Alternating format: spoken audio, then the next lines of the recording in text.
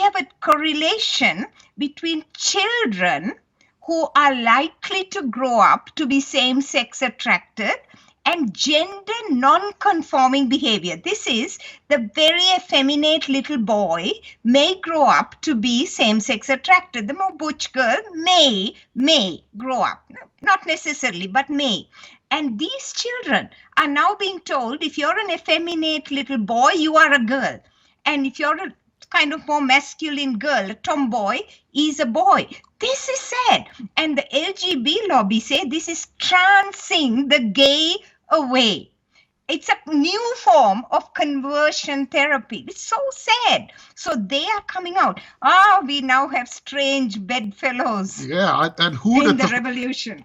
And look, folks, if you want to talk, if any listeners want to talk about same-sex attraction, etc., we can. But nothing that we're saying here is contradicting the biblical standards on whom we could have sex with. Our point is just to make the observation that, like I said before, transgender ideology is imperialistic. It seeks to take control of everything. And if I may briefly comment also, the thing with our bodies and intersex and disorders with sexual development, science has mapped the way that our internal and external genitalia develop, and therefore we can use the language of a disorder, a malfunction in normal development. That science is now being criticized as false, oppressive, etc. The Christians, we can make a stand for science.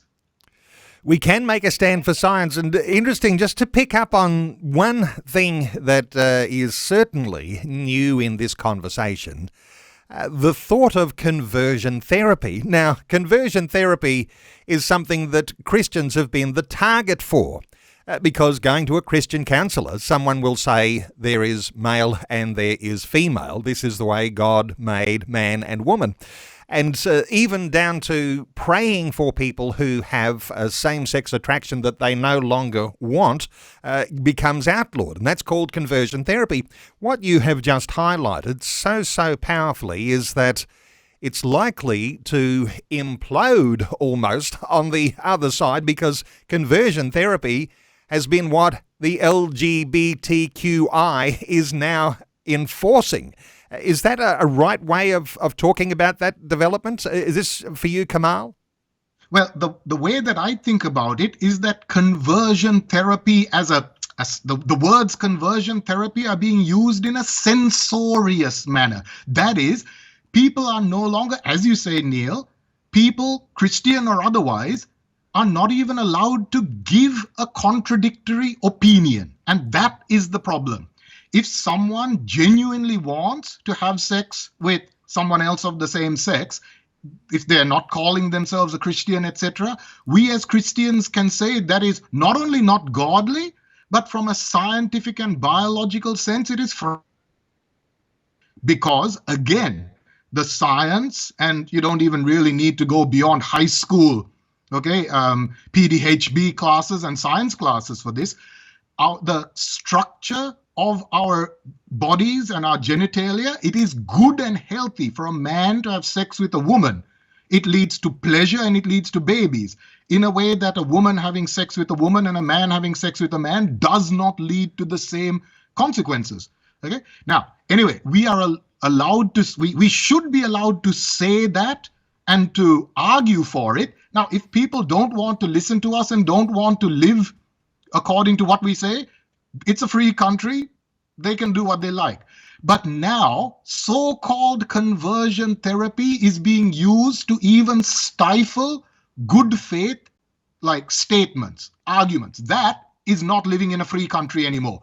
That is the kind of thing that migrants like the two of us left places like Sri Lanka to escape.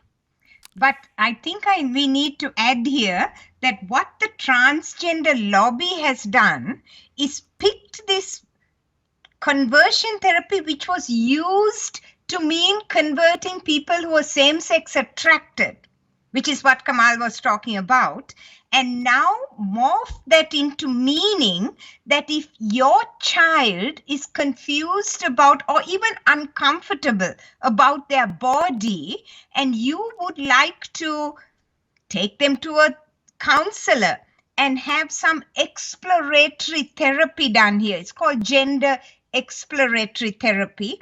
That would be considered conversion therapy.